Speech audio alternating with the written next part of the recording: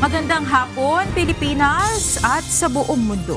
Tayo po ay sabayang napapakinggan sa Radyo La Verdad 1350, ang UNTV Radio. At una sa ating mga balita. Handa na ang Senado para sa State of the Nation Address ni Pangulong Ferdinand Marcos Jr. sa Lunes. Umaasa naman si Senate President Sherwin Gatchalian na maririnig niya sa talumpati ng Pangulo ang resulta ng pagtugon ng pamahalaan sa mahalagang issue na hinarap ng bansa sa nagdaang taon. Ito ang balita ni Jed Neresina. Hindi ko ma-predict kung anong sasabihin ni Presidente. But one of the things that gusto natin lahat marinig is paano hindi na mauulit itong corruption na nangyari last 2025, no? Doon sa flood control issue. Ano na ang reformang ginawa ng pamahalaan para hindi na maulit ang kontrobersyal na flood control anomaly issue? Ito ang isa sa nais marinig ni Senate President Sherwin Gatchalian sa darating na State of the Nation Address ni Pangulong Ferdinand Marcos Jr. sa Lunes. Ayon kay Senator Gatchalian, may ilan nang nakulong at nakasuhan dahil dito, ngunit mas mahalagaan niya na malaman ng publiko kung ano ang nagawa ng pamahalaan upang huwag na maulit ang malawakang korupsyon sa proyekto ng pamahalaan.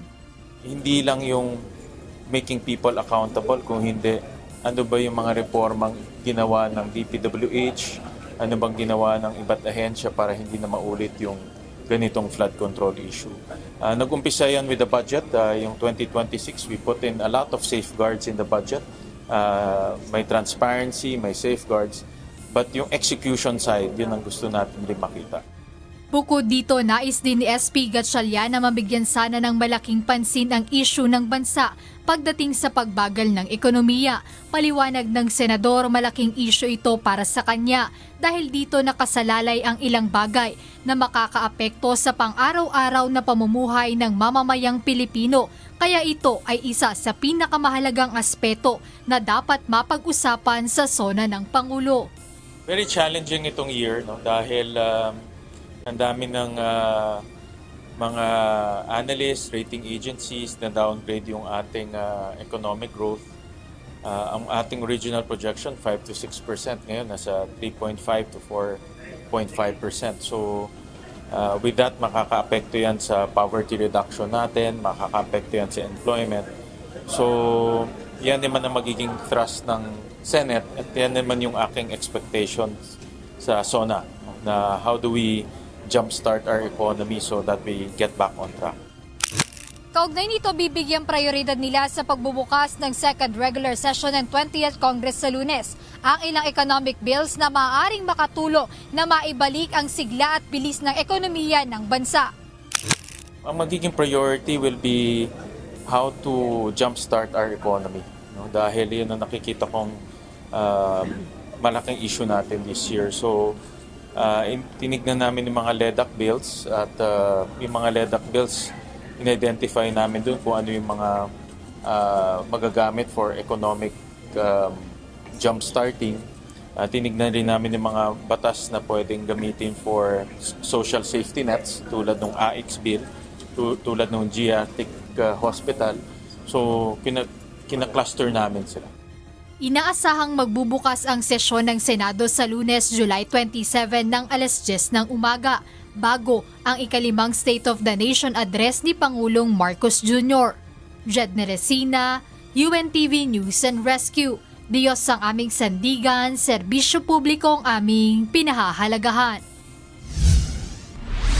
Ilang araw bago ang nakatakdang pagbabalik sa sesyon ng Senado, tiniyak ni Senate President Sherwin Gatchalian na nakumpleto na nila ang lahat ng dapat ihanda.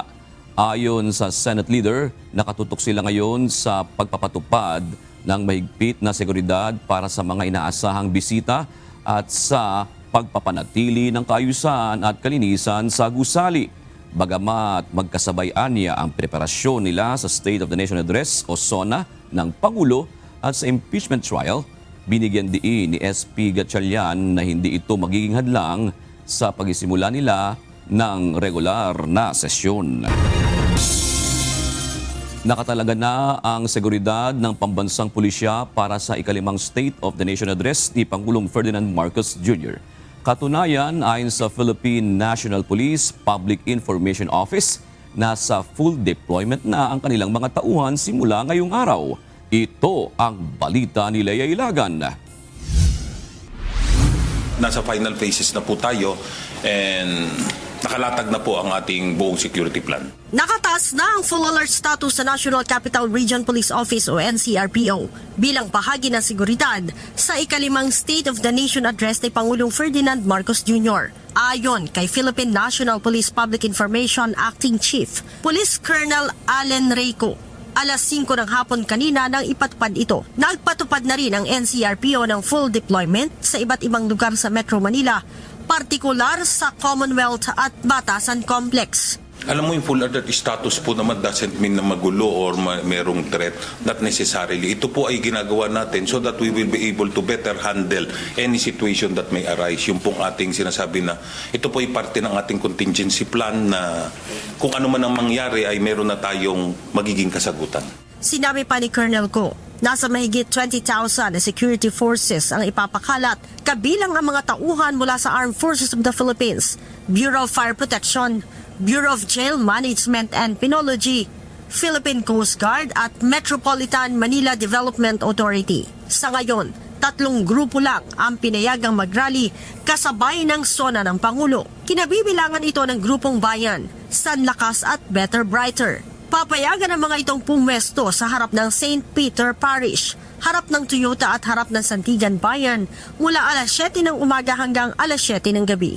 The 3 na na-approve po ay all along Commonwealth. So we expect them to stay doon po sana sa kung saan nakalatag or sinasabi ng ating pong permit. Meron pa pong on process pero as of now 3 pa rin lang po ang natatanggap natin na naaprubahan po. Nanawagan naman ang pamunuan ng Philippine National Police sa mga organizer ng mga kilos protesta na pangalagaan ang kanilang hanay sa pamamagitan ng pagpigil sa mga mapanulsol at sa mga nais na manggulo sa mapayapang demonstrasyon. Tiniyak naman ng PNP ang pagkapatupad ng maximum tolerance sa lahat ng oras, subalit nagbabala sa mga nagpaplanong manggulo at lumabag sa batas. Pagka meron pong nagkaroon ng nagkagulo at na-endanger na yung safety po, especially of the general public, ay kailangan na po natin gumawa ng aksyon. Lea Ilagan, UNTV, News and Rescue. Diyos ang aming sandigan, serbisyo publiko ang aming pinahahalagahan. Halos buo na ni Pangulong Ferdinand Marcos Jr. ang manuscript ng kanyang ikalimang State of the Nation Address o SONA. Ano nga ba ang dapat asahan ng mga Pilipino sa magiging talumpati ng Pangulo? Ito ang balita ni Nel Maribuhok. Abangan ang susunod na kabanata. Hindi muna kinumpirma ni Pangulong Ferdinand Marcos Jr. kung mababanggit niya sa kanyang ikalimang State of the Nation Address sa Lunes ang isyu ng korupsyon. Sa kanyang SONA noong nakaraang taon, nabuksan ang usapin sa mga maanomalyang proyekto kontra baha. At mula noon, isa-isa nang natuklasan ang mga palpak o di kaya ay ghost projects ng Department of Public Works and Highways. Kaya sa mga nakikipagsabwatan upang kunin ang pondo ng bayan at nakawin ang kinabukasan ng ating mga mamamayan, mahiya naman kayo sa inyong kapwa Pilipino.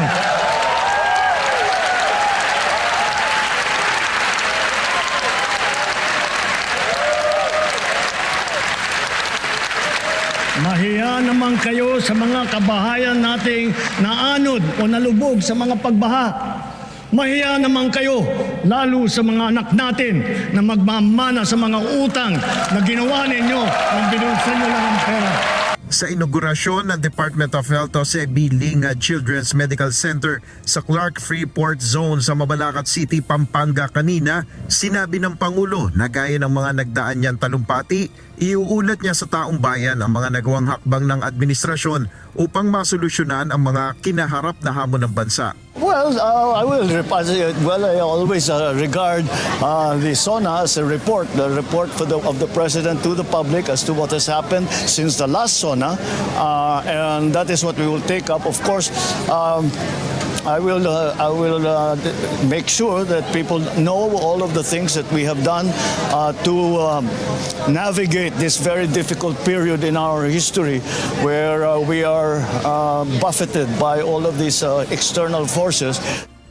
Hindi man itinitalye ni Pangulong Marcos ang mga hamon na ito, naranasan ng bansa ang naging epekto ng tensyon sa gitnang silangan kung saan sobrang tumaas ang presyo ng produktong petrolyo.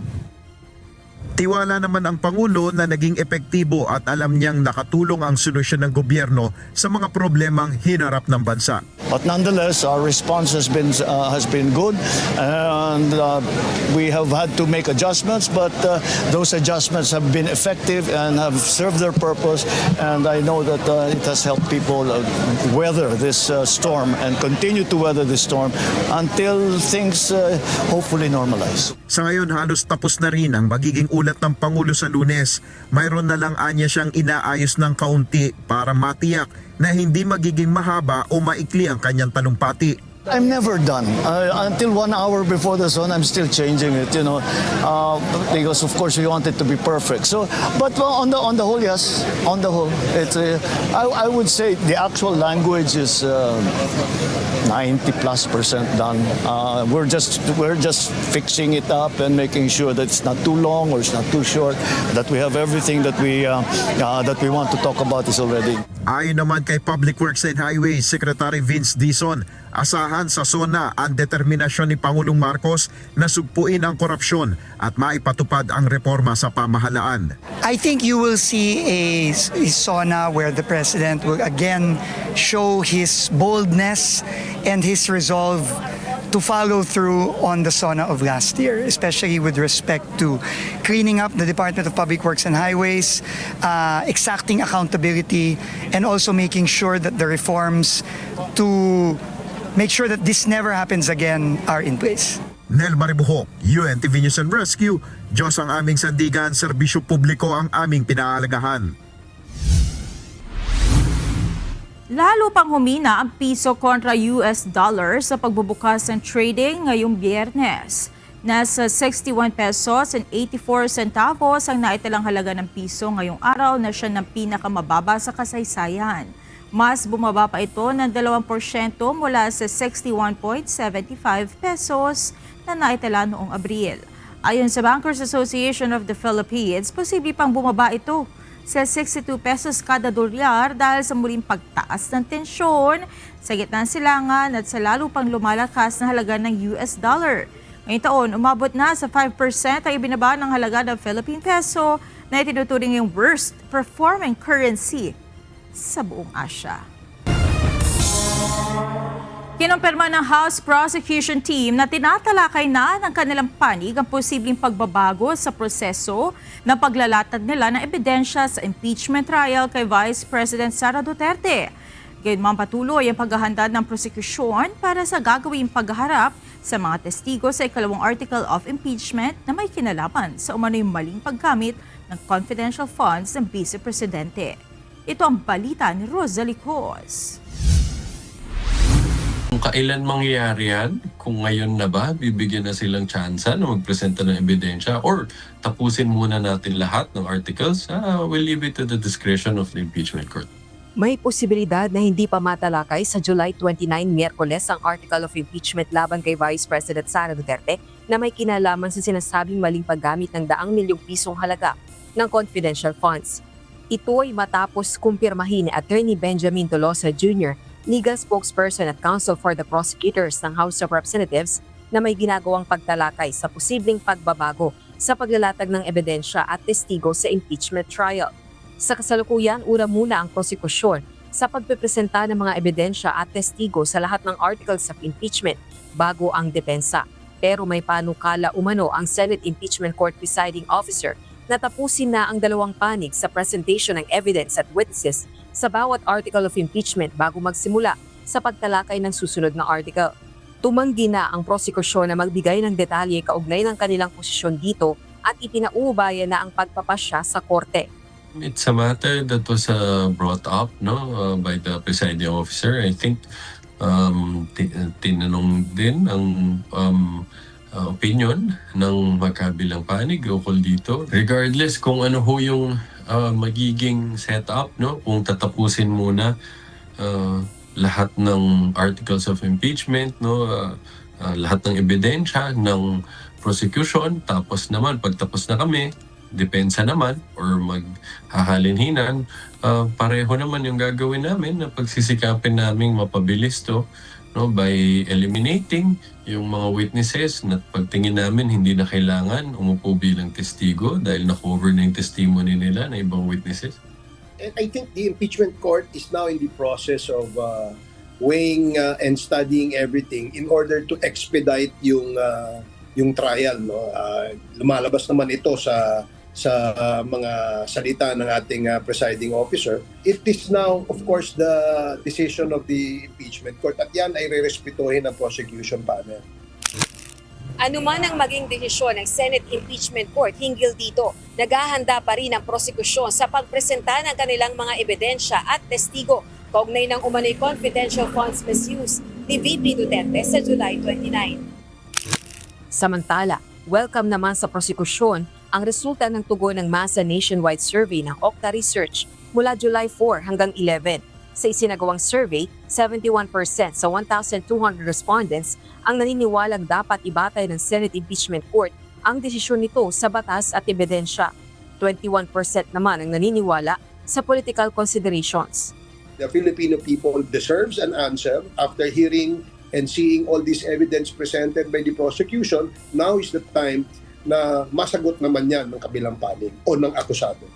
Natutuwa ho kami dito dahil pinapakita ho nito na sumasang-ayon, no, ang publiko sa posisyon ng prosecution ng kasikatan, popularidad, hindi lisensya para gumawa ng hindi tama, lalo na para sa napakataas na posisyon na inahawakan ng isang lingkod bayan. Naniniwala rin ang prosecution na makaapekto sa opinyon ng publiko sa vice-presidente ang isinasagawang impeachment trial. Samantala, inihayag naman ni Attorney Tolosa na mas nanaisin niyang maging counsel ng prosecutors ng House of Representatives sa halip na maging tagapagsalita. Bago matapos ang impeachment trial noong Miyerkules, July 22, hinimok ni Presiding Officer Francis Chis Escudero ang prosekusyon at depensa na magtalaga ng hiwalay na tagapagsalita na hindi kabilang sa kani-kanilang legal counsel. Kung kailangan mamili, most probably I'll choose to stay as a private prosecutor. But again, sa ngayon, mukhang pwede pa naman hong gampanan natin ang dalawang role. Rosalie Coz, UNTV News and Rescue. Diyos ang aming sandigan, serbisyo publiko ang aming pinahahalagahan. Nanindigan sa National Bureau of Investigation o NBI Director Melvin Matibag sa kanyang naging testimonya sa impeachment court. Gayunman, sinabi nito na may karapatan naman ng publiko na batikusin siya sa kanyang mga naging salaysay sa paglilitis. Ito ang balita ni Dante Amento. Well, I'm a witness telling what I know as an NBI director. And based on the procedure, established that there is a procedure, mayroon pong proseso na ginagamit ng Secret Service to determine the national threat. Kampante si National Bureau of Investigation Director Melvin Matibag na naipresenta niya ng tama at maayos ang kanyang testimonya sa 2 araw na pagharap sa impeachment trial ni Vice President Sara Duterte. Si Director Matibag ang huling witness ng prosekusyon para sa Article 4 o ang grave threat, assassination plot at inciting to sedition. Dito binigyang diin ni NBI Chief sa impeachment court na ang pagbabanta ni VP Sara sa Pangulo ay maituturing na threat to national security. Iginiit din niyang 100% sure siyang may kinausap na itong magsasakatuparan ng kanyang mga utos. Katunayan, meron na umano siyang natukoy na persons of interest. Ngunit ayon sa defense team ng pangalawang Pangulo, hearsay lamang ang lahat ng ito dahil wala umano siyang personal na alam sa mga bagay na kanyang pinatutuhanan, partikular ang grave threats. Depensa naman ni Director Matibag, nakabatay ang kanyang testimonya sa ebidensya. It's being alleged the hearsay but under the rule, this is an exception to the hearsay rule. Bakit? Because I'm now the custodial of the records na naiwan noon, those are official records, and I'm testifying based on the records. Kaugnay naman ang pambabatiko sa kanya, sabi ni Director Matibag, nakarapatan ng taong bayan o netizens na magbigay ng kanilang saloobin. Marami ang nagsabi na siya ay biased witness dahil isa sa mga nag-endorso ng impeachment case ay ang kanyang asawang kongresista. Well, that's normal. May kanya-kanyang point of view, but at the end of the day, it's just, the impeachment court who will decide.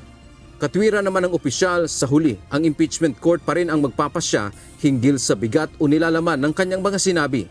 We seek justice. Wala po tayong hinahanap na narito. We are guided by justice, guided by the evidence, by the rule of law, by the procedure, and at the end of the day, from the enforcement, we want law and order.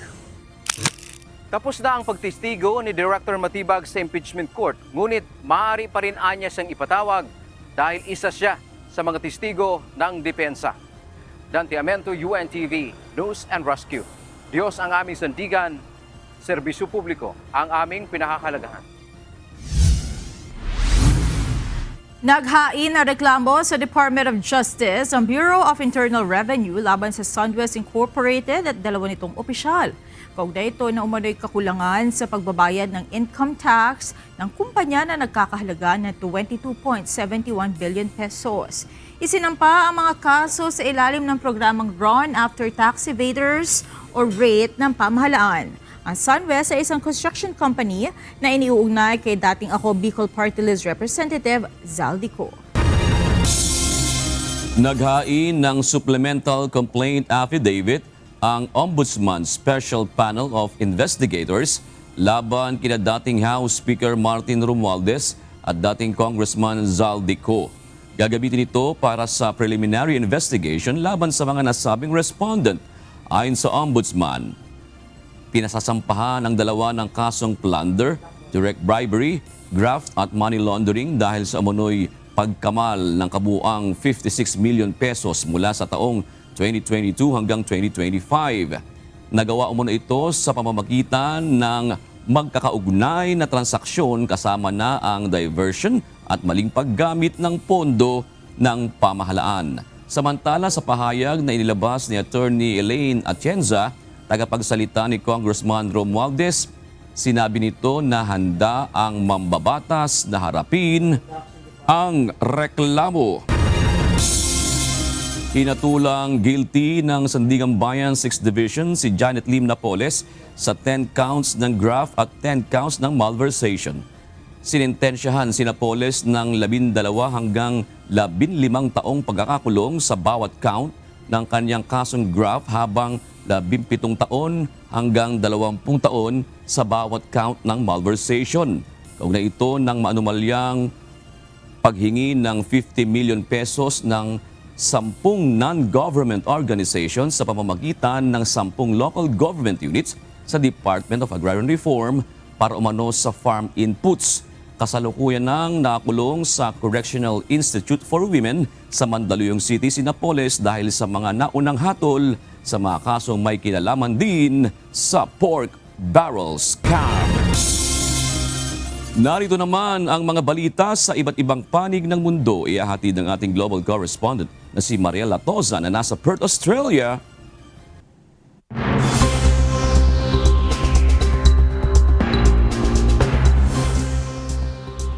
Magandang gabi naman sa inyo dyan sa Pilipinas. Nagsilikas na ang mga kinatawan ng ilang mga bansa sa Tehran dahil sa tumitinding pambobomba ng Amerika sa kabisera ng Iran. Ayon sa ulat ng international media, kasunod ito ng pagpapalikas o pagpapalakas ng Amerika ng malalakas nitong armas at sasakyan na maaaring ilunsad anumang araw. Ito ang balita ni Bradley Robuza. I saw Arachi, their foreign minister, who the other day say or something about their policy is an eye for an eye. The president's policy is a head for an eye. I mean, honestly, that's what it's going to be. I mean, they will pay a very heavy price. Hindi lang mata, kundi isang ulo ang katumbas.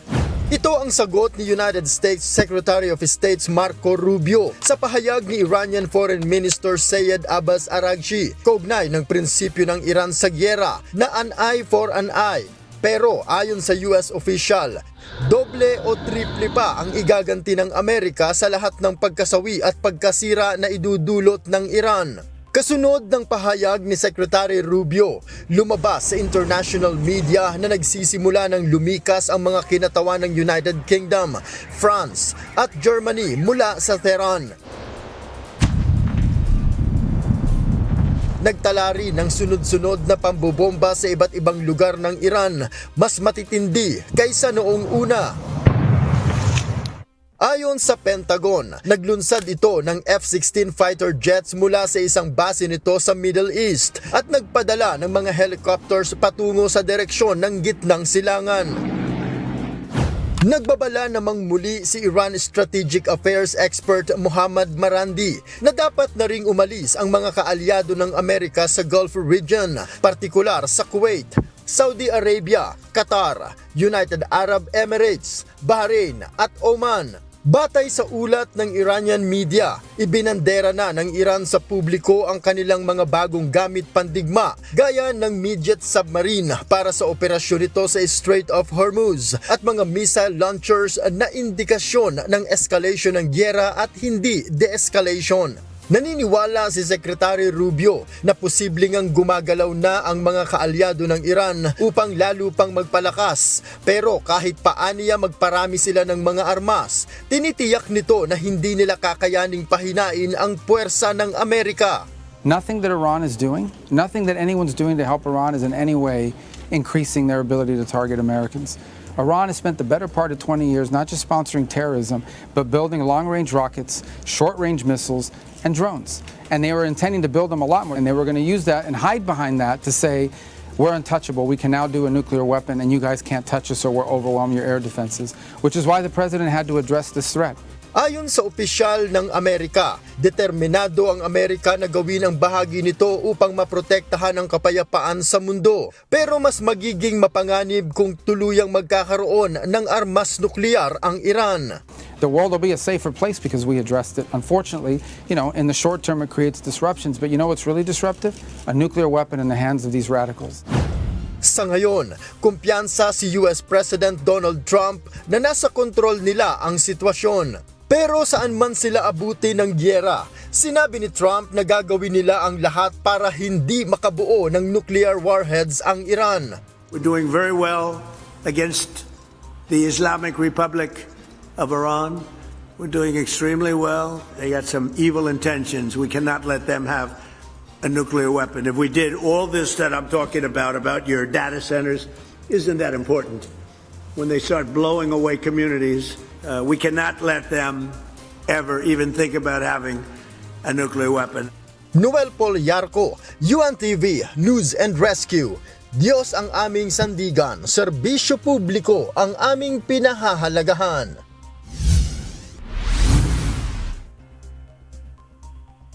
Bigo ang Iraq na mapapayag ang Iran sa isang tigil putukan sa Amerika. Ayon kay Iranian Foreign Minister Abbas Araghchi, hindi ang mga kinatawan ng mediating countries ang problema kundi mismong si United States President Donald Trump. May babala rin ng Iran na magbabago ng target kung hindi titigil ang US. Ito ang balita ni Bradley Robusa. Tinanggihan ng Iran ang alok na ceasefire ng Amerika na ipinarating sa pamamagitan ni Iraqi Prime Minister Ali Al-Zaidi. Nagtungo ang Iraqi leader sa Iran upang makipagpulong kay President Masoud Pezeshkian at Iran Foreign Minister Abbas Araghchi kaugnay ng kooperasyon ng dalawang bansa. Dito umano binanggit ni Prime Minister Al-Zaidi ang inialok na tigil putukan ng Amerika na mariin ng tinanggihan ng Iran.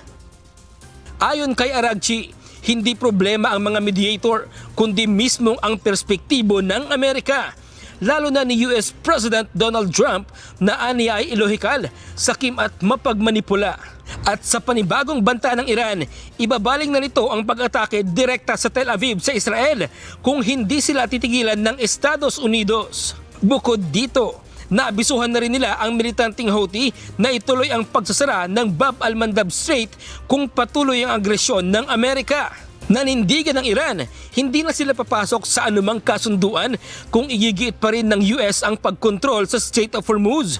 Paliwanag ni Iran Foreign Ministry spokesperson Ismail Bakai, inamin na ng Amerika na aktibo ang ilang miyembro ng Gulf Cooperation Council o GCC ang ipinagagamit na ang kanilang mga base bilang launchpad ng mga pag-atake laban sa kanila na isang paglabag sa prinsipyo ng maayos na border relations.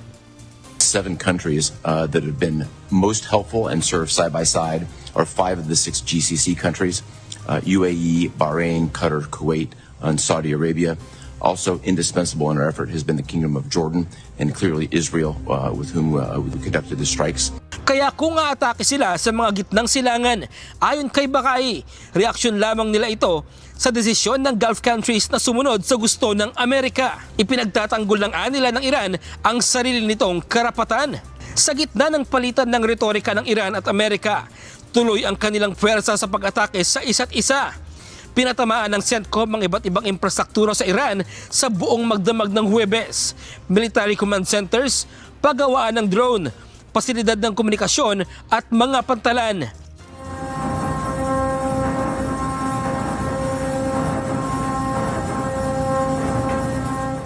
Na sinagot naman ng Iran ng pag-atake sa mga Gulf countries. Bradley Robuza, UNTV News and Rescue. Diyos ang aming sandigan, serbisyo publiko ang aming pinahalagahan. Isang eroplano ng Kenmore Air ang nag-crash sa bahagi ng karagatang malapit sa Sucia Island sa Seattle, USA. Ayon sa kalatas ng airline company, 10 pasahero at 1 piloto ang sakay ng nasabing eroplano. 4 sa kanila ang sugatan na agad namang nadala sa paggamutan. Mabilis na nakaresponde ang US Coast Guard sa lugar upang tiyaking ligtas ang iba pang pasahero bago patuluyang nasunog ang eroplano. Iniimbestigahan na ng US Federal Aviation Administration ang insidente.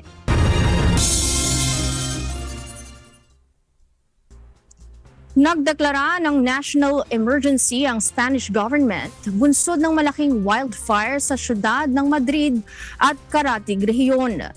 Libo-libong residente sa Guadalajara ang inilikas at pansamantalang nanunuluyan sa Red Cross Center sa syudad habang patuloy sa pagkalat ang apoy.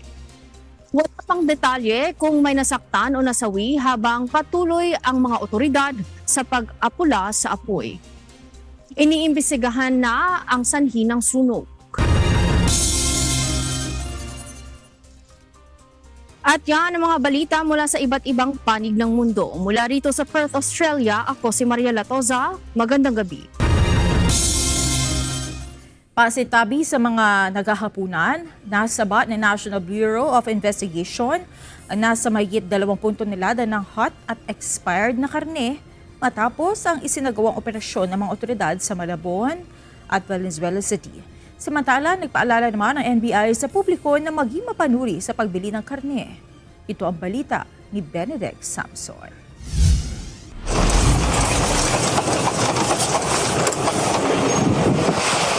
Hoy!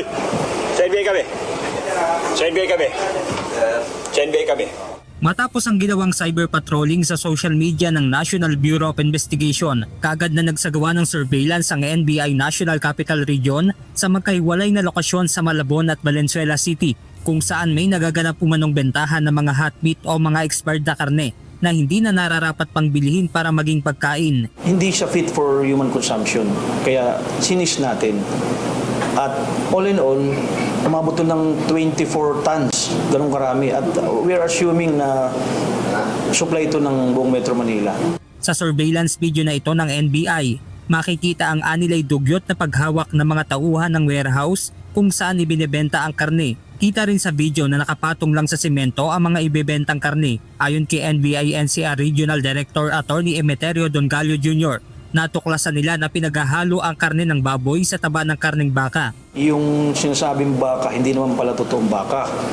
Kundi mga pork diaphragm, frozen yan, na hinahaluan ng taba ng baka para magmukhang baka. So in truth and in fact, hindi siya baka, hindi siya beef, kundi baboy na pinagmukhang baka at binibenta sa presyo ng baboy. Kaya mura, kaya pala mura. Kaugnay nito, pinag-iingat naman ng NBI ang publiko, lalo at may impormasyon sila na may ilan umanong karinderya na dito bumibili ng ilulutong karne bilang paninda. Pag-iimbestiga namin, hindi na ito umaabot sa merkado, sa ordinaryong mga palengke. Binibili na ito ng mga negosyante, may mga karinderya, Especially yung sa pares, ito yung pinaka-ideal na ginagawang pares. Di naman po natin lahat, pero yun ang karaniwan. Tapos, ginagawa pa rin itong burger patty. Bukod dito, pinangangambahan din ng NBI na makaapekto sa mga hog raiser ang iligal na karne. Dapat merong country of origin kasi merong mga bansa na hindi natin pinapapasok yung mga meat products nila because of may mga bacteria na iniiwasan natin makapasok. Example, yung foot and mouth disease, yung avian flu, marami pa, di ba? So, nire-regulate ng Department of Agriculture. Sa ngayon ay nasa kustodiya na ng NBI ang dalawang inarestong suspect na posibleng maharap sa reklamong paglabag sa National Meat Inspection Code. Kinumpiska na rin ng National Meat Inspection Service at lokal na pamahalaan ng mga naturang karne habang nakikipag-ugnayan din ng NBI sa iba pang ahensya ng pamahalaan para malaman kung papaano ito nakapasok sa bansa. Benedict Samson, UNTV News and Rescue. Diyos ang aming sandigan, serbisyo publiko ang aming pinahahalagahan. Magbibigay ang United States ng karagdagang ponto na bahagi ng military grant nito sa Pilipinas. Ayon kay United States Ambassador to the ASEAN Kevin Kim, magagamit ito ng Pilipinas upang palakasin ang kakayahang ipagtanggol ang soberanya nito lalo na sa gitna ng tensyon sa West Philippine Sea. Ito ang balita ni Ivan Alvarez. We were able to announce that we're allocating an additional $60 million increase so that it's $100 million in military grant assistance to the Philippines so that it can defend its sovereignty and deter conflict. Obligado ang Estados Unidos na tulungan ang Pilipinas. Yan ang siniguro ni United States Ambassador to ASEAN Kevin Kim kasunod ng patuloy na tensyon sa West Philippine Sea, kung saan ilang ulit binomba ng water cannon ng mga Chinese Coast Guard ang mga Pilipino sa loob mismo ng karagatang sakop ng bansa. Ayon kay Ambassador Kim, alinsunod na rin sa anunsyo ni United States Secretary of State Marco Rubio, paiigtingin pa ng Estados Unidos ang tulong na ibinibigay sa bansa. Kaya naman $60 million ang idinagdag para sa military grant assistance. Dahil dito, $100 milyong na ang military grant assistance ng US sa Pilipinas, bukod pa ang regular na security cooperation ng dalawang bansa. The United States also has treaty obligations to the Philippines. We have done everything we can and will continue to do so to ensure that the Philippines, as our ally, has the capabilities and the capacity to be able to defend itself as well. Ayon kay Ambassador Kim, mahalaga para sa Estados Unidos ang kalayaan sa paglalayag bilang bahagi ng pambansang seguridad. Kaya naman tiniyak nito na makakaasa ang Pilipinas ng suporta mula sa Estados Unidos pagdating sa pagpapalakas ng kapasidad para maipagtanggol ang sariling teritoryo mula sa China. And at the end of the day, what's important is that these types of disputes in the South China Sea need to respect the territorial sovereignty of the Philippines, as the United States has highlighted multiple times. Nito lamang nakaraang 2 araw, nag-courtesy call kay Pangulong Ferdinand Marcos Jr. si US Secretary of State Marco Rubio, kung saan isa sa napag-usapan ay ang issue ukol sa China. Evan Alvarez, UNTV News and Rescue. Diyos ang aming sandigan, serbisyo publiko ang aming pinahahalagahan.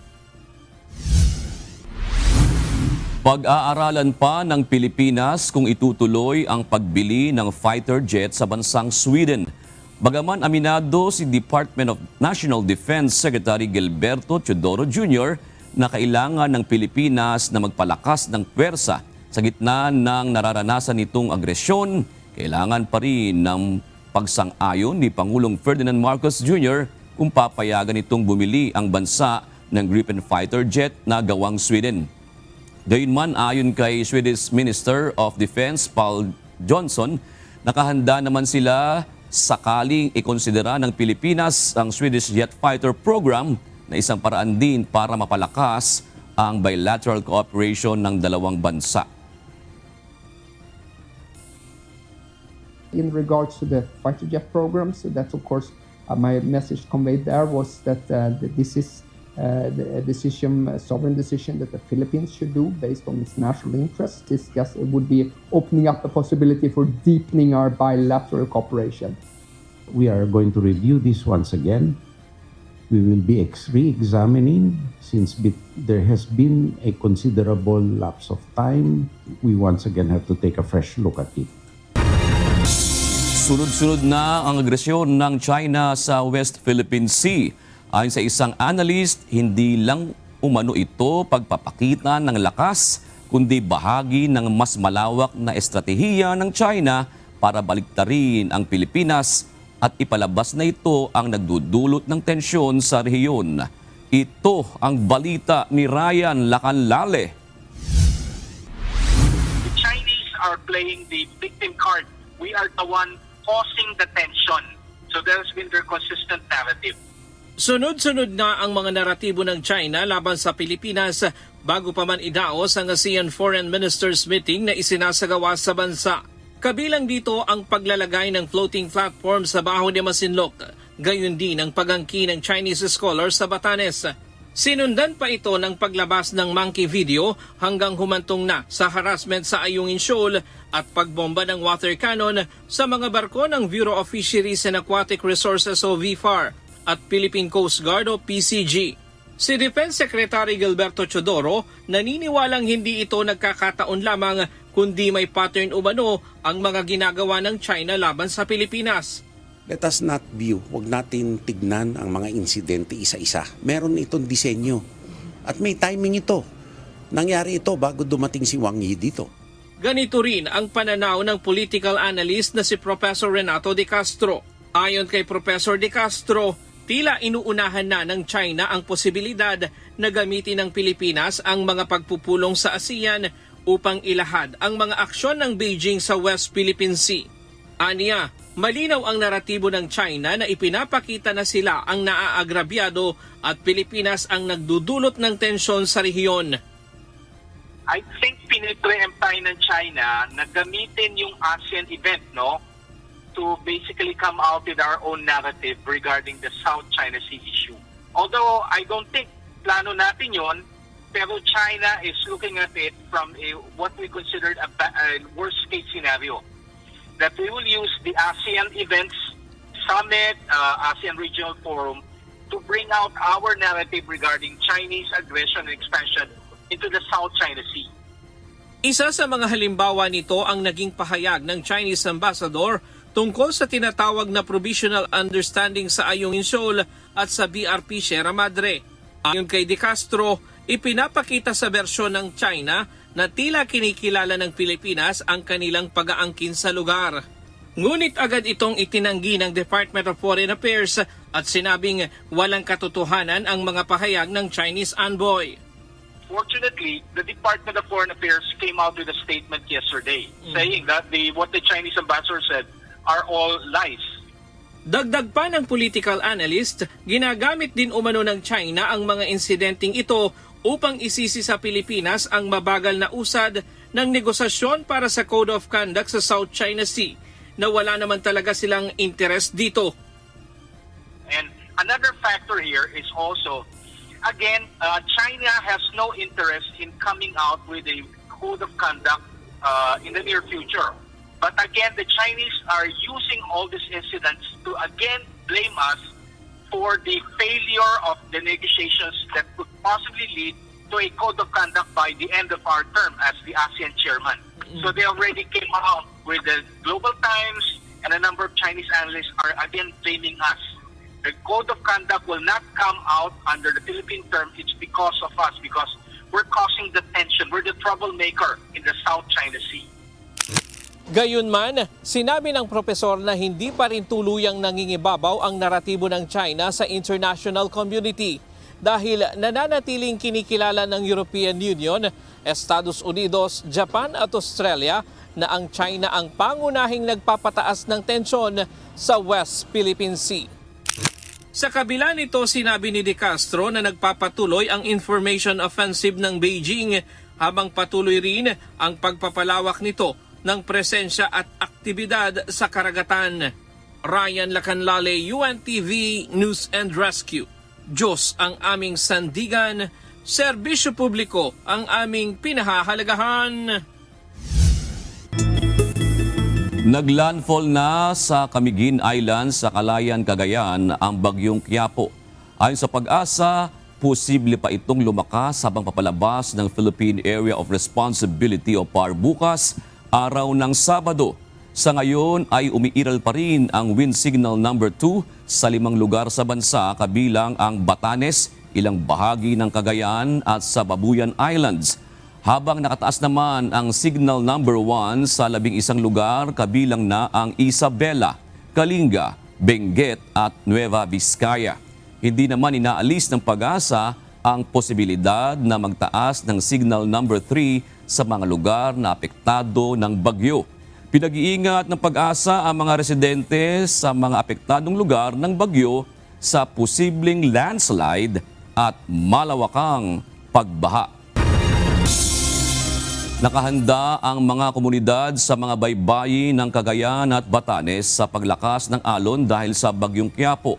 Sa ngayon, ramdam na ang epekto ng bagyo sa lugar.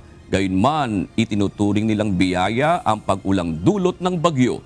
Ito ang balita ni Grace Doctolero. We suggested to DILG na baka yung emergency response protocols nito ay maitaas from Bravo into Charlie, emergency response protocols. Kasi sila nga yung dadaanan ng storm, base na rin sa projection ng DOST Pag-asa, baka lumakas, maging severe tropical storm at magdulot ng pagtaas ng mga alon. Mahina hanggang katamtamang pag-ulan ang nararanasan ng ilang bahagi ng Cagayan bilang epekto ng bagyong Quiapo sa lalawigan. Hindi inaasahan ng Provincial Disaster Risk Reduction and Management Office o PDRRMO Cagayan na magdudulot ng malaking pagtaas ng tubig sa mga ilog ang bagyo dahil hindi ito direktang makaapekto sa karamihan ng bahagi ng lalawigan. Samantala, nasa signal number 2 ang ilang bahagi ng Batanes habang signal number 1 naman ang karamihan ng Cagayan. So hindi rin gaanong magsuswell o lalaki yung ating ilog. So kaya pang i-absorb anuman yung idudulot na ulan na itong pagdaan ni Storm Quiapo. So mas beneficial pa itong nararanasan naming pag-uulan ngayon na light to moderate dito sa southern portion or upstream ng Cagayan. Samantala sa Batanes, light to moderate rain shower at bugso ng hangin na umaabot sa 30 hanggang 50 kilometro bawat oras ang nararanasan dahil sa bagyong Quiapo. Ayon sa hepe ng Bureau of Fire Protection o BFP Batanes, katuwang ang kanilang mga tauhan maging sa paghahanda ng mga residente sa posibleng paglakas ng hangin at alon. Kaninang umaga, tumulong ang ating mga BFP personnel sa paghila ng mga bangka para ilagay sa mga ligtas na lugar. At sa itong mga kasamahan natin na naka-standby for monitoring sa lahat ng baybayin dito sa isla ng Batan. Sinabi ng BFP Batanes na nakipag-ugnayan sila sa mga local government unit bilang bahagi ng response cluster ng lalawigan. Samantala, nilinaw ng PDRRMO Cagayan na ang state of calamity sa lalawigan ay dahil sa epekto ng El Nino at hindi dahil sa bagyong Quiapo. Umabot sa humigit kumulang 65,000 ektarya ng sakahan ang naitalang apektado ng tagtuyot batay sa datos ng Office of the Provincial Agriculturist. Patuloy ang paalala ng mga otoridad sa publiko na manatiling nakabantay sa mga update ng DOST Pag-asa at mga local disaster risk reduction offices habang binabantayan ang bagyong Quiapo. Grace Doctolero, UNTV News and Rescue. Diyos ang aming sandigan, serbisyo publiko ang aming pinahahalagahan. Sinagip ng mga tauhan ng Philippine Coast Guard ang nasa 20 residente sa Guimaras, Antique. Sila ang mga na-stranded dahil sa pagtaas ng tubig baha. 10 sa mga na-rescue ay mula sa sitio na Bagatan, Barangay Poblasyon, Jordan. Habang ang iba naman ay galing sa Barangay Gintas at Barangay Funda sa bayan ng Hamtik. Nakatanggap na ng tulong medical at relief assistance sa mga pamilyang apektado ng habagat sa Sarangani. Samantala, pinaigting naman ng lokal na pamahalaan ng General Santos City ang operasyon nito sa paglilikas sa mga residente at pamamahagi ng relief goods sa gitna ng pagbaha tulad ng sama ng panahon. Ito ang balita ni Alan Manansala. Namahagi ng Compassion Project sa Sarangani Provincial Employees Union Gymnasium sa Capitol Compound sa Alabel, Sarangani ang ilang civic groups gaya ng Career Executive Service Board at Association of Regional Development Executives para sa mga apektado ng kalamidad. Ang mga benepisaryo ay ang pamilya sa lugar na pansamantalang lumikas bunsod ng tuloy-tuloy na pag-ulan at pagbaha. Kabilang sa mga ipinamahaging tulong ang mga water purifier, mineral water, fortified rice, family food packs at sleeping kits. Isa sa pinuntahan ng mga opisyal ang Barangay Pangyanglan para naman magsagawa ng medical at dental mission na mahagi ng karagdagang relief goods. Samantala, umabot na sa 117 pamilya ang bilang ng mga evacuee sa evacuation center sa General Santos City. Ang mga nagsilikas ay mula sa mga barangay ng Kalumpang, Labangal at Balete sa Barangay Lagaw sa General Santos City. Patuloy pa ang pagdating ng mga karagdagang evacuee dahil sa matinding pinsala ng habagat sa kanilang mga tirahan. Pinangunahan ng City Social Welfare and Development Office kasama ang mga barangay officials at volunteers ang pagbibigay ng agarang tulong sa mga apektadong pamilya.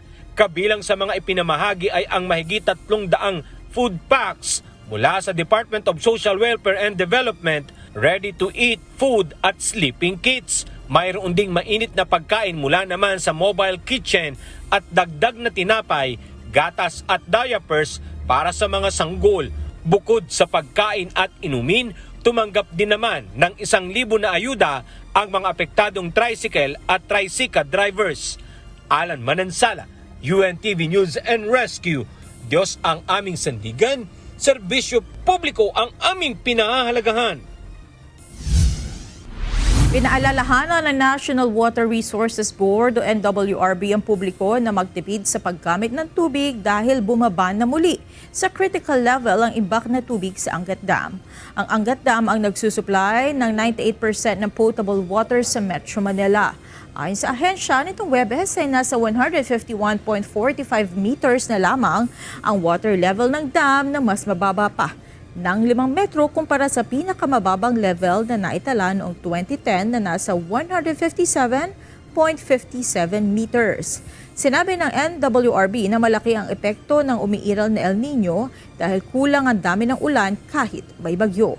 Sa ngayon, ayon naman sa Pag-asa, hindi nila nakikita makadaragdag ng malaki ang ulang dala ng Bagyong Quiapo sa supply ng Angat Dam.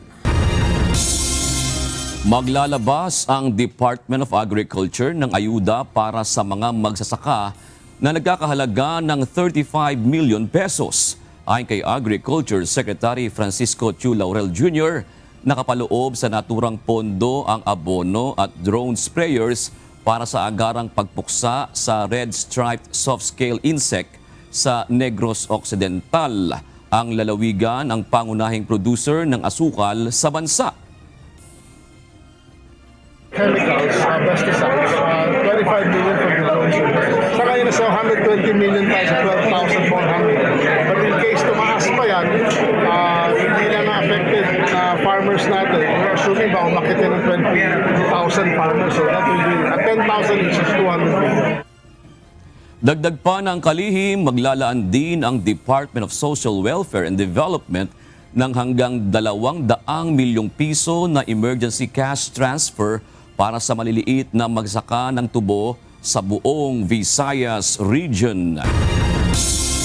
Mas makabagong paraan ng pag-asanay ang isusulong ng bagong superintendent ng Philippine Military Academy o PMA. Layunin nitong may handa ang mga susunod na opisyal ng sandatahang lakas upang makatugon sa makabagong paraan ng pakikidigma at modernong banta sa seguridad. Ito ang balita ni Grace Doctolero. We cannot prepare for yesterday's war. We must prepare for the next one.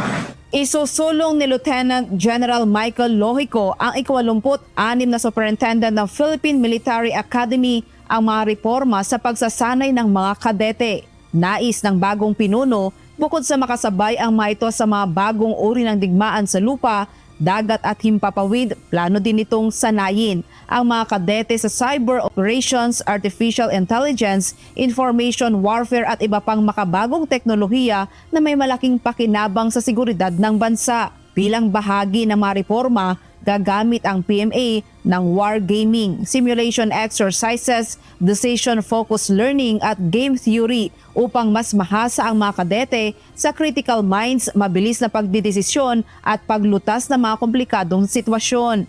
They are increasingly contested through information, cyber operations, artificial intelligence, economic coercion, influence campaigns, autonomous systems and technologies that blur the line between peace and conflict. Kasabay nito, binabago rin ng PMA ang pananaw sa paglilingkod ng mga kadete sa pamamagitan ng paglipat ng focus mula sa pagbuo ng military career tungo sa habang buhay na paglilingkod sa bayan. Hinikayat naman ni Lieutenant General Loheco ang mga kadete na patuloy na matuto, yakapin ang pagbabago at manatiling tapat sa kanilang sinumpaang tungkulin habang inihahanda ang sarili sa mga hamon ng hinaharap. Grace Dr. Lero, UNTV News and Rescue. Diyos ang aming sandigan, serbisyo publiko ang aming pinahahalagahan.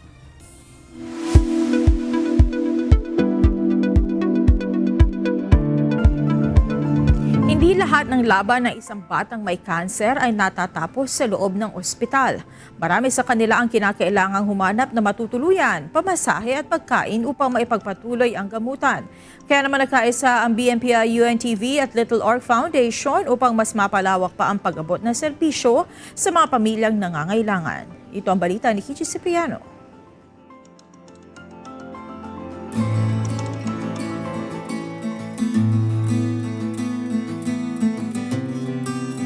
Kapag may isang pasyenteng nangangailangan ng agarang tulong, mahalaga ang mabilis na koneksyon sa mga organisasyong handang umalalay. Ito ang layuning nais palakasin ng partnership ng BMPI UNTV at Little Orc Foundation. Itinatag ang Little Orc Foundation, bunga ng personal na karanasan ng founder and president na si Mr. Sunny Butch Bustamante matapos sumailalim sa bone marrow transplant ang kanyang anak sa ibang bansa. Mula sa tulong na kanilang natanggap sa isang transient home sa Amerika, nabuo ang adhikaing magtatag ng katulad na serbisyo para sa mga pamilyang Pilipino na may mga batang nagpapagamot sa National Children's Hospital. So, ang layunin ng foundation is makapag-provide ng temporary shelter sa mga batang nagpapagamot sa National Children's Hospital. So, ang hospital is a pediatric cancer destination ng buong Pilipinas. So, ang Little Orc Foundation, we provide temporary shelter para sa mga bata at sa kanilang mga carer. And at the same time, we also provide transportation, pagsundo sa hospital at saka paghatid din sa kanila the following day so they can continue their treatment. And then habang nandito sila, nagpo-provide kami ng meals para sa kanila. That includes yung lunch, yung dinner, and also yung breakfast nila. And then at the same time, we do like a small activities dito sa bahay. And also yung mga spiritual session na ginagawa namin sa kanila weekly. Ayon kay Mr. Bustamante, tinatayang 45% ng mga pasyente sa National Children's Hospital ay nanggagaling pa sa mga malalayong lugar. Isa rin sa mga dahilan kung bakit may mga batang hindi nakakatapos ng gamutan ay ang kakulangan sa pamasahe, matutuluyan at araw-araw na pagkain. Kaya malaking tulong anila ang partnership sa BMPI UNTV upang mas makilala ang kanilang mga programa at mas maraming pamilya ang mabigyan ng tulong. Napakalaking may tutulong ng UNTV is of course yung media mileage ninyo, like marami kayong followers, marami kayong mga nanonood, and kami dito sa Little Orc, very important sa amin na nakikita kami ng mga tao, ng mga supporters, and also ng mga patients na kailangan din ng suporta ng housing dito sa Manila. Hopefully, mag-increase yung awareness. We want a lot of people to understand that this thing is going on, na dito po sa Pilipinas, 80% ng pediatric cancer abandon their treatment Maski na nakalagay po sa hospital natin na zero billing tayo, pero bakit nila ina-abandon na pa rin ang treatment? It is because of poverty. Mula sa 4 na higaan nang magsimula noong 2021, lumawak ang Little Ark Foundation at mayroon na ngayong 13 bed capacity. Subalit umaasa pa rin ito sa tulong ng mga donor at katuwang na organisasyon upang maipagpatuloy ang 24 na oras na operasyon nito para sa mga batang pasyente. Nag-rent lang ako ng isang maliit na kwarto sa may Santa Mesa na mayroong 4 beds.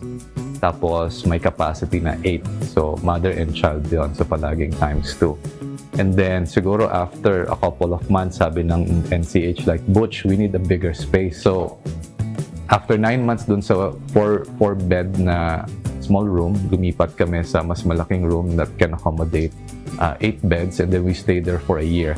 And then dito recently, we moved here last November lang. So right now, we have 13 beds na available para sa mga patients, but minsan, sumusobra yung pinapadala ng National Children's Hospital sa amin. So meron kaming mga mattress na naka-standby na panglatag na lang. Yung expenditures namin, ang nako-cover ng support is about 47% lang. Ang operations namin dito is 24/7 talaga. So gabi-gabi may dumarating dito mga bata at pasyente at kailangan namin yung pakainin. Samantala, sa ilalim ng kasunduan, magtutulungan ang BMPI-UNTV at Little Ark Foundation sa pagpapalawak ng public service at pagpapakilala sa mga serbisyong maaaring mapakinabangan ng mas maraming batang may karamdaman. Umaasa rin ang foundation na mas maraming individual at organisasyon ang makikibahagi sa kanilang adhikain. So iniimbitahan po namin kayo, yung mga ibang organizations po dyan or yung mga individuals na nanonood po ngayon. Sana po bisitahin ninyo kami sa Little Ark at sana para may paliwanag po namin sa inyo on what we do here. Like I really want people to engage dito sa aming organization. I think it's a place where you can truly understand how truly blessed we are and how much power do we have po para baguhin ang outcome, treatment outcome ng mga bata at ng mga magulang po na nakatira sa amin dito sa Little Ark. Sa larangan ng public service, mahalaga ang pagkakaroon ng mga katuwang na handang umalalay sa mga nangangailangan.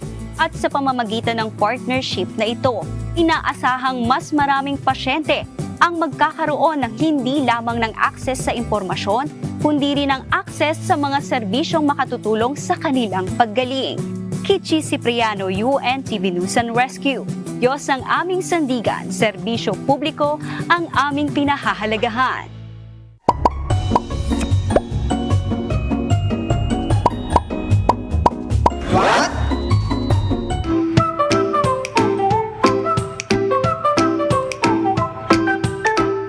Lumaki ba kayo sa paniniwalang ang breakfast ang most important meal of the day? Totoo pa rin kaya yan? Marami ang nagsasabing kapag hindi ka nag-almusal, masisira ang kalusugan mo. Pero ayon sa mga eksperto, hindi ganon kasimple ang sagot. Ang totoo, walang batas na nagsasabing lahat ng tao ay kailangang mag-almusal. May mga taong mas maganda ang pakiramdam kapag kumakain sila sa umaga. Mas may lakas, mas nakakapag-concentrate at hindi madaling magutom bago magtanghalian. Pero mayroon ding mga taong hindi talaga nagugutom pagkagising at nananatili pa ring malusog basta sapat at balanse ang kinakain nila sa buong araw. Ibig sabihin, pwede mo nang laktawan ng almusal araw-araw? Hindi rin. Kung may diabetes ka, buntis, lumalaki pa o may kondisyon sa kalusugan, maaaring iba ang payo ng doktor o dietitian. At kung nilalaktawan mo ang almusal pero nauuwi ka rin sa sobrang pagkain ng matatamis o junk food pagdating ng tanghali, baka hindi rin yan makakatulong. Sa madaling salita, hindi ang almusal ang pinakamahalagang tanong. Ang mas mahalaga ay, kumpleto ba ang nutrisyon mo sa buong araw? Dahil kahit kumain ka ng almusal, kung puro matatamis at kulang sa sustansya, wala rin itong gaanong maitutulong. Ikaw, kumakain ka ba ng breakfast o hindi? Bakit ka kumakain o bakit hindi ka kumakain? Sana may natutuhan kayo at laging tatandaan, mapalad po ang tao na nakakasumpong ng karunungan at ang tao na nagtatamo ng kaunawaan.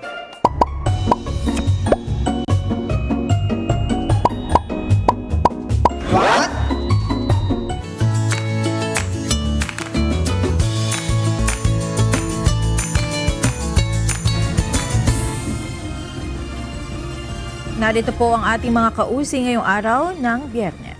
Salamat po at shout out kina Maylene Gadinga, Johnny Vicente at Elmer Almadin. Maraming salamat din kina Rexon Duarong, Chris Ber Tanciano at Marvin Cruz. At mga kasambahay, kung may mga istorya po kayo nais balikan sa Ito Ang Balita, pwede niyo po ito muling mapanood sa aming mga official social media account. Magtungo lamang po sa UNTV News and Rescue YouTube channel at i-click ang subscribe button. Gayon din sa aming Facebook, Instagram, X at TikTok accounts. Mapapanood nyo rin po rito ang iba pang news programs ng UNTV, pati na iba pang video ng nag-iisang public service channel. Kaya subscribe, like, and share. Narito naman ang salita ng Diyos na ating sandigan. Mula sa aklat ng awit 46 at 2 na nagsasabi, "Kaya't hindi tayo matatakot, bagaman ang lupa ay mabago, at bagaman ang mga bundok ay mga glipat sa kagitnaan ng mga dagat."